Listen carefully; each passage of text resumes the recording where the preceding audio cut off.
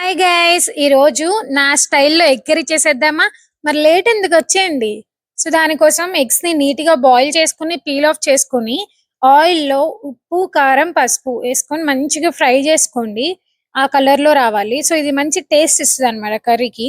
And also ఇదే ఆయిల్లో నేను కొంచెం ఆనియన్ అలానే కట్ చేసుకున్న మిర్చిని కూడా వేసేసి అలాగే కొంచెం ఉప్పు కొంచెం పసుపు వేసి మంచిగా వేపుకోండి. తర్వాత కొంచెం అల్లం వెల్లిపాయ పేస్ట్ వేసి పచ్చి వాసన పోయేదాకా మంచిగా ఫ్రై చేసుకోండి. సో ఆనియన్స్ ఇప్పుడు డార్క్ బ్రౌన్ కలర్ లోకి వస్తాయి అనమాట.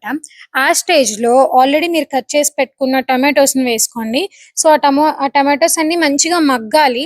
దాని తర్వాత చింతపండు పులుసుని పోసుకోండి. సో నేను ముందే నానబెట్టేసుకున్నాను. సో అది ఇందులో వేసేసుకున్నాను అనమాట. సో ఇదే స్టేజ్ లో కొంచెం వాటర్ కూడా వేసుకోండి. వేసుకొని బాగా బాయిల్ అవ్వనివ్వండి. పైన బబుల్స్ రావాలి, అంత మంచిగా బాయిల్ అవ్వనివ్వండి. సో దట్ ఆ పులుపు ఆనియన్స్ కి ఆ టొమాటోస్ కి కూడా పడుతుంది. సో నేను 5 eggs తీసుకున్నాను కాబట్టి కొంచెం ఆ ఒక పెద్ద లెమన్ సైజ్ అంతా చింతపండు తీసుకుని నానబెట్టుకున్నాను.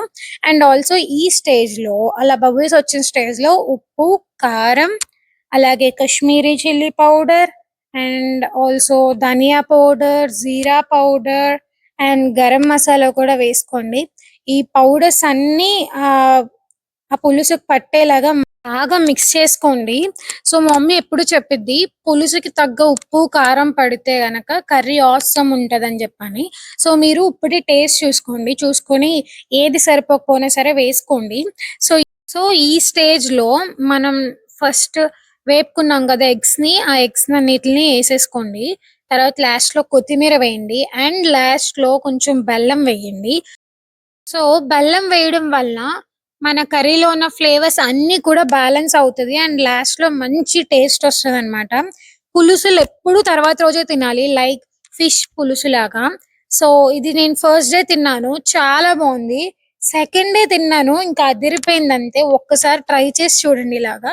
సో నేను నా ప్లేటింగ్ రెడీ చేసుకున్నాను అండ్ మంచిగా అలా వేడి వేడి అన్నం ఎగ్ కర్రీ వేసుకొని తింటే ఉందండి సూపర్ అంతే.